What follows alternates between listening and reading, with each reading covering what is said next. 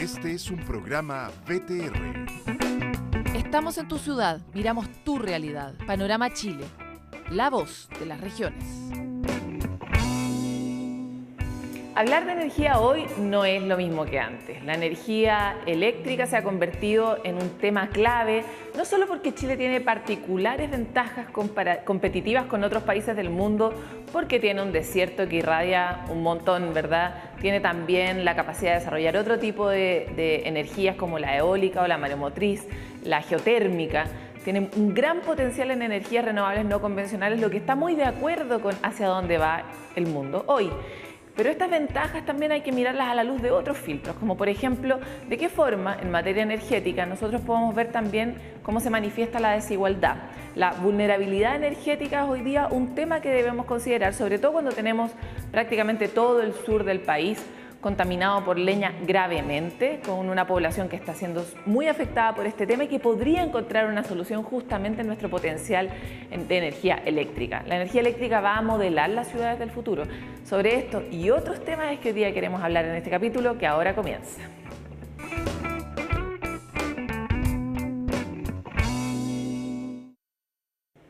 El cordón de Caulle se encuentra en actividad y las autoridades han tomado medidas preventivas. Se está realizando preparativos en las zonas aledañas como la comuna de Puyehue y el paso fronterizo Cardenal Zamoré en caso de que vuelva a entrar en actividad, y se está preparando también la información sobre cómo se podría enfrentar una eventual emergencia. Marcelo Vera con más.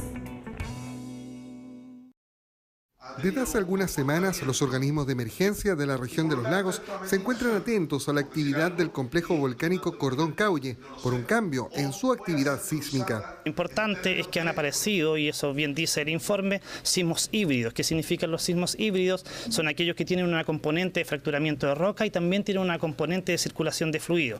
Por lo tanto, lo que estamos interpretando y lo que estamos asistiendo es a una inyección de magma. Eso está ocurriendo en profundidad y estos sismos son los que antecedieron a la erupción del año 2011. Por esta razón se ha declarado una alerta temprana preventiva ante la eventualidad de que se repita una erupción como la del año 2011. Por ello se han realizado reuniones de coordinación del Comité Operativo de Emergencias en las comunas de Osorno y Puyehue. Esta última es precisamente la comuna más cercana al complejo volcánico y tiene a vecinos viviendo en las cercanías de la zona. Son las mismas familias casi del año 2011. No ha variado mucho, son 19 familias, son 68 personas. En cuanto solamente varía con las empresas, como yo le decía, que ahí aumenta, pero es por el día, porque ellos suben en la mañana y bajan en la tarde, quedan algunos turnos. Y el resto yo diría que es casi lo mismo del 2011. Los trabajos de coordinación se extienden al paso internacional Cardenal Zamoré, en el que trabajan 60 personas y que ya cuentan con su propio plan de evacuación en caso de un brote eruptivo. No hay que olvidarse también que este plan nosotros tenemos que ver con el país vecino, que también son tocados con una posible eventual erupción del Caulle, y en ese momento también existe una coordinación con la autoridad argentina. Eso ya se está haciendo, se han hecho ya estos planes y conversaciones que tienen que ver con ellos. Pese a esta situación, las autoridades insisten en que se trata de una alerta preventiva y llamaron a la tranquilidad de la población. Y un llamado a la comunidad, especialmente de Puyehue: no se pongan nerviosos, esto es preventivo. Nosotros queremos que estén todos debidamente informados respecto a este proceso y respecto a los protocolos que se están acordando. Y estamos tratando también de hacer inversiones de tal forma de poder prevenir con mayor precisión. Que esto a veces es como un boomerang. La gente dice, no voy a Puyehue, no voy a Entre Lagos, y esto afecta al turismo. Hoy día está todo normal, está todo tranquilo, no por eso no estamos pendientes y preocupados, pero empezó la temporada de esquí, así que con la confianza, ¿no es cierto?, que se merece, también decirle a la gente que acá está todo funcionando normalmente. En el año 2011, la erupción del Cordón Caulle obligó a la evacuación de más de 3.500 personas y a cerrar por varias semanas el paso internacional Cardenal Zamoré.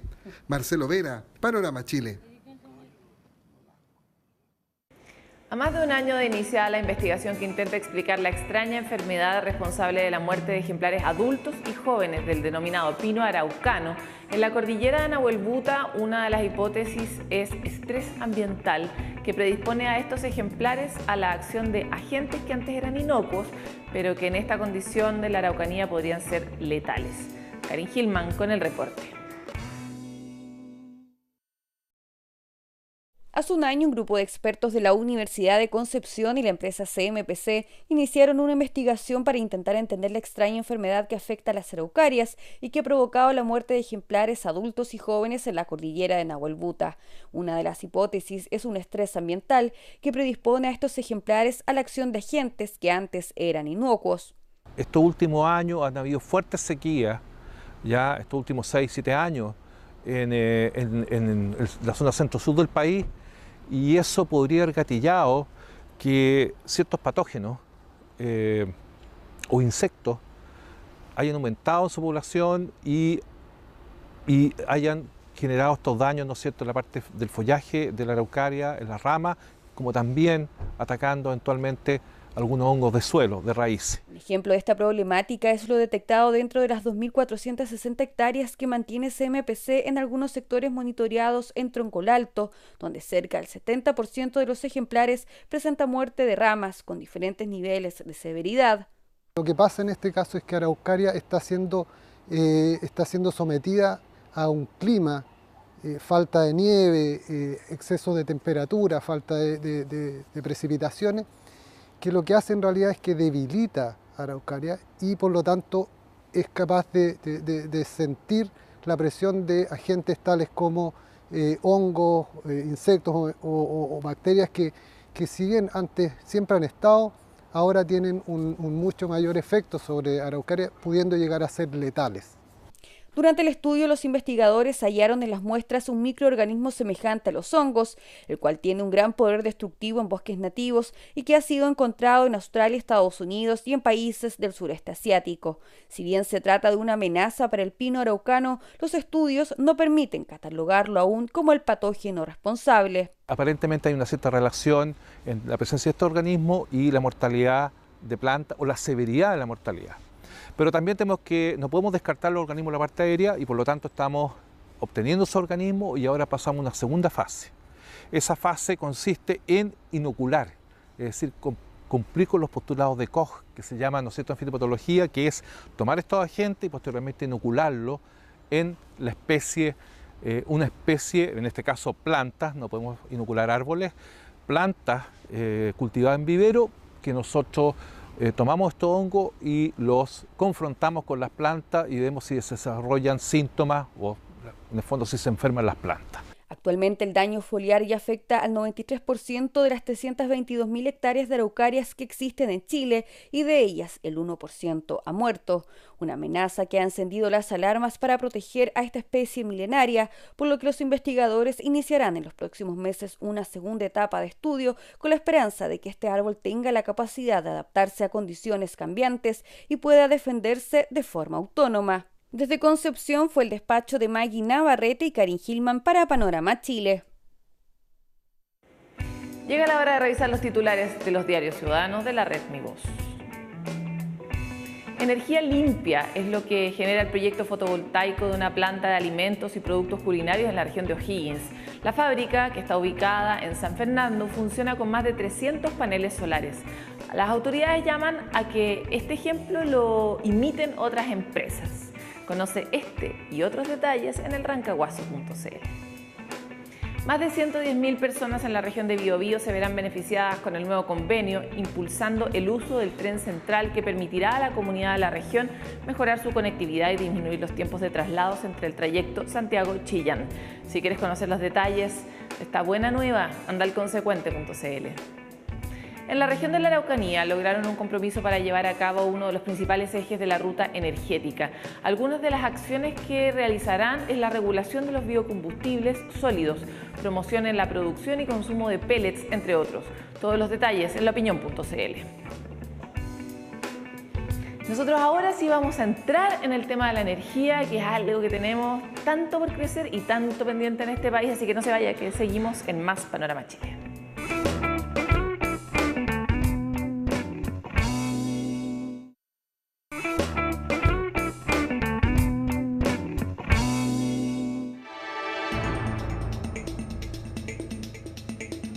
Como les comentaba, hoy día vamos a hablar de energía, que es una historia que hace poco no era una historia tan feliz, pero que a raíz de los nuevos desafíos globales en términos ambientales y del enorme potencial que tiene nuestro país en las antiguas energías renovables no convencionales, como la energía solar, la energía eólica, etcétera, resulta que podemos contar una mejor historia, una historia por un lado de independencia energética, pero probablemente también una mejor historia para los ciudadanos que pueden percibir el valor de tener este potencial. Para hablar de esto es que hoy día invitamos a Ricardo Irarraza, al subsecretario de Energía. Muchas gracias por estar con nosotros. Muchas gracias, Paloma, por la invitación. Subsecretario, ¿coincide o no con que estamos en una buena racha? O sea, estamos en una coyuntura, creo yo, histórica respecto al tema de la energía, de grandes proyecciones y grandes desafíos, no solamente a nivel global, en los temas de cambio climático, que es muy relevante, sino que también a nivel local. O sea, Chile puede adquirir un protagonismo en materia energética no menor. Tú lo decías, ya no son las energías del pasado, sino que son las energías que antiguamente se denominaban como no convencionales, que se han convencionalizado. Porque por la baja de los precios, las energías renovables, especialmente la eólica y la solar, han significado para el país posicionarse no solamente como un gran generador de ese tipo de energía, sino que eventualmente también un generador y eventualmente exportador de esas energías, y que además nos van a permitir como país poder cumplir nuestros compromisos internacionales de acuerdo a lo que significó los compromisos de París. Nosotros estamos hoy en un buen escenario, pero que tiene grandes proyecciones. ¿Cómo ve usted que va a terminar en particular este gobierno en el tema del escenario energético, de estas energías renovables? Claro, uno de los grandes pilares de la política de gobierno en materia energética es cómo llevar adelante este proceso de mayor penetración de las energías renovables variables. Ahora, eso nos va a significar grandes desafíos, porque son energías que son variables. Entonces tenemos que complementar esa variabilidad con otras energías de carácter más firme. Y ahí entra, en forma también relevante, la energía proveniente de las hidroeléctricas y también futuros desarrollos, por ejemplo, respecto al caso de la geotermia, que permiten complementar, además de otros mecanismos, como por ejemplo el almacenamiento, la batería, ¿no es cierto?, complementar esa mayor penetración de la energía renovable variable, que actualmente están llegando a precios bien increíbles. Si calculamos los precios de hace 5 años versus los actuales, en el caso de las solares, es casi 5 veces menos, lo que sitúa a Chile, dado su radiación, en una posición increíblemente importante, creo yo, en el concierto mundial. ¿Cómo ve usted este proceso de descarbonización de la matriz energética? ¿En torno a qué se está haciendo este trabajo y cómo ve también a la industria, cómo está recibiendo la industria esta noticia, esta tarea? Es que, claro, nosotros hablamos de esta proyección de la energía renovable, pero el diagnóstico actual es que el 40% de nuestra matriz es carbón. Eso significa que, de alguna manera, y de acuerdo a estos compromisos que adquirió la industria con el gobierno, llevar adelante una mesa para un poco pensar la gradualidad en cuanto a la salida de las centrales térmicas a carbón, en cuanto a la posibilidad de reconvertirlas o eventualmente la posibilidad también de captura de carbono en la medida que se desarrollen estas tecnologías.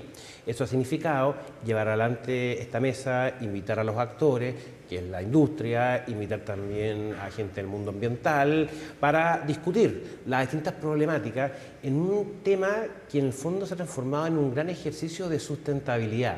¿Por qué?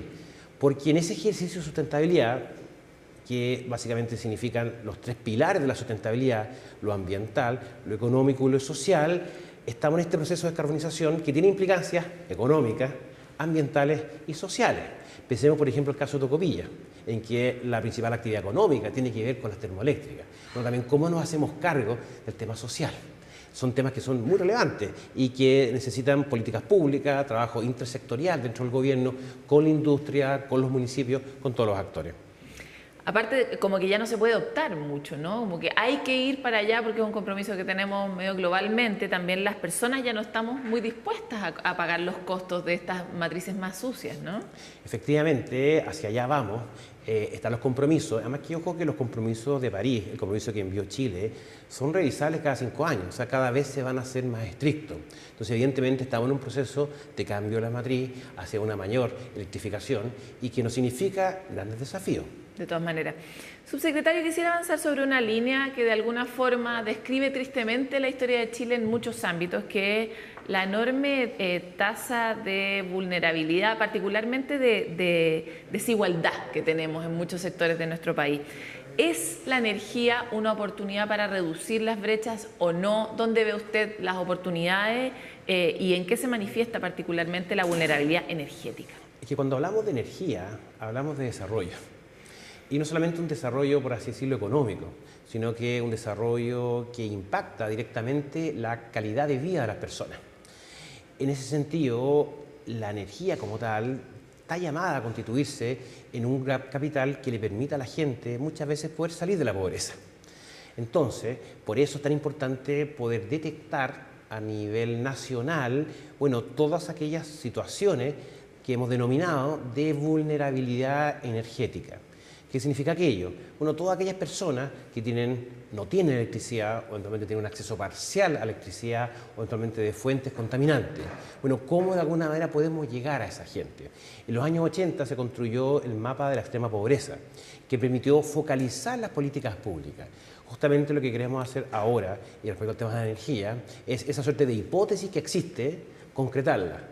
Ver dónde están esas familias, dónde están esas personas y generar mecanismos de mejora caso específico. Y para eso, evidentemente, necesitamos el apoyo fuerte de los municipios y de los gobiernos regionales, que nos van a apoyar en toda esta tarea en conjunto con el Ministerio de Desarrollo Social para detectar estas vulnerabilidades energéticas.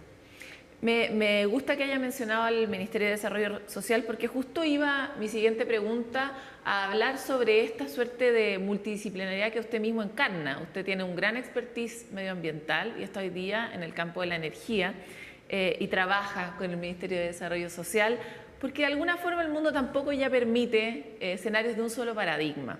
¿Cómo ve usted que está hoy día también modificándose el paradigma de trabajo del gobierno en el sentido de necesitar que ya los ministerios dejen de ser edificios separados y empiecen a coordinarse de una forma más integral para enfrentar desafíos como este, por ejemplo? Claro, lo que pasa es que el Estado de Chile, y esto viene de la época indiana, de alguna manera tiene sus ministerios totalmente separados unos de otros.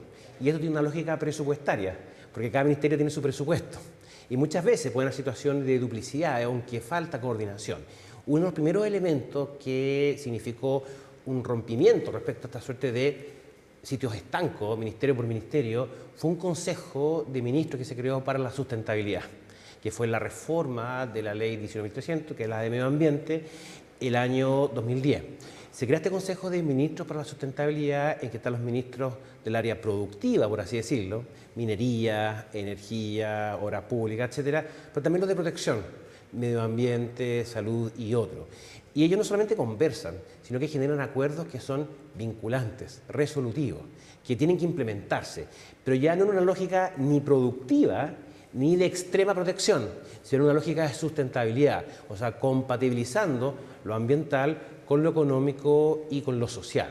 De alguna manera, el nuevo paradigma a nivel de país y a nivel mundial es efectivamente la sostenibilidad, o sea, cómo logramos complementar lo ambiental con lo económico y lo social, y que de alguna manera el Ministerio Productivo, su paradigma no sea lo productivo, sino que sea la sustentabilidad. Porque además hoy día hablar de producción y de medio ambiente termina siendo lo mismo. Y al final muchas veces también hay razones de negocio para llevar adelante esa discusión por parte de la misma industria, pero ese es el nuevo paradigma y eso significa evidentemente, y bien, como tú bien lo mencionabas en tu pregunta, una coordinación muy importante, pero no a nivel de consejo que sea puro bla bla, sino al fondo de políticas públicas que se generen al alero de estos consejos y que se implementen y que no haya duplicidad, ¿no es cierto?, y que no haya presupuesto, por así decirlo, duplicado entre estos ministerios respecto a las mismas políticas. De todas maneras, avancemos un poco en torno a la línea de tramitación ambiental que termina siendo hoy día, por un lado, uno de los grandes dolores del sector energético en términos de planificación a largo plazo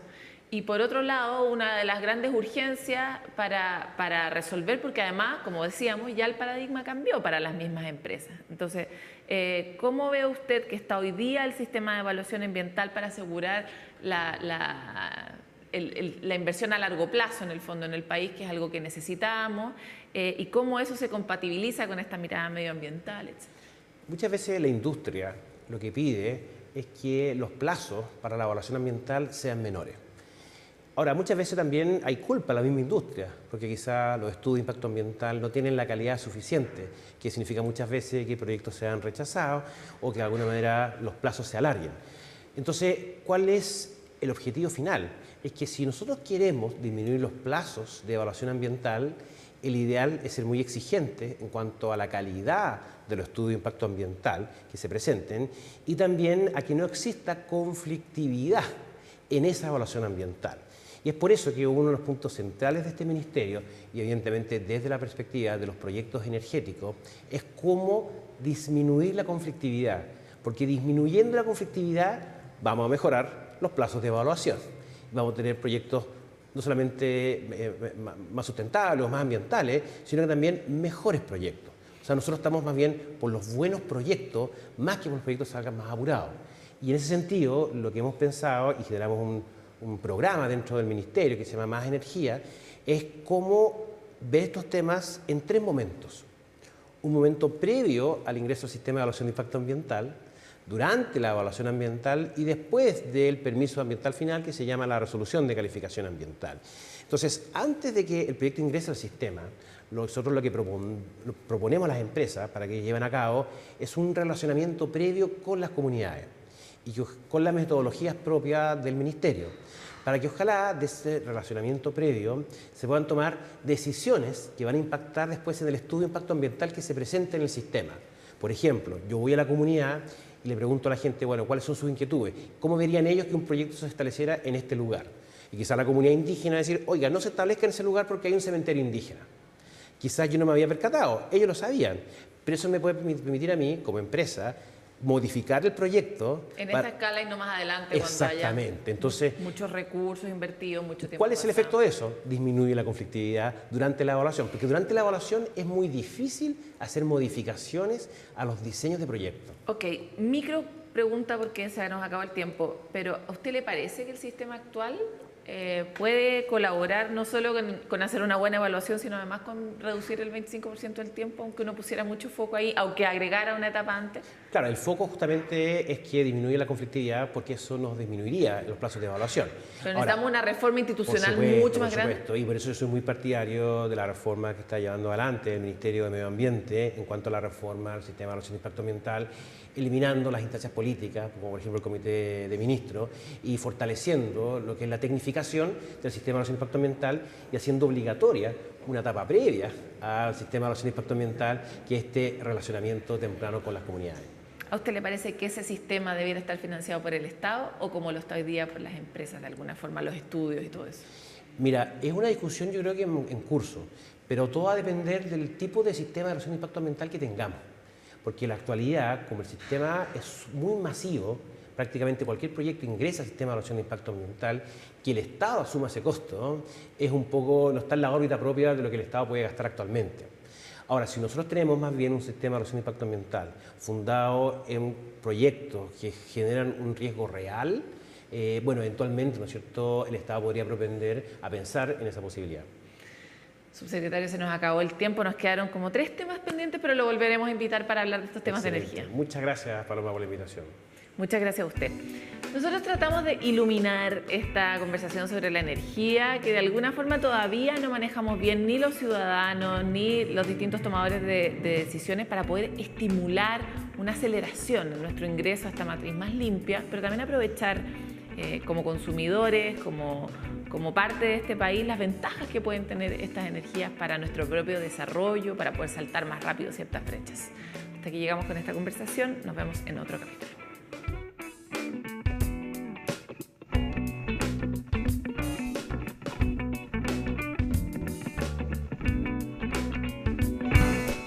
VTR presentó Estamos en tu ciudad, miramos tu realidad. Panorama Chile, la voz de las regiones.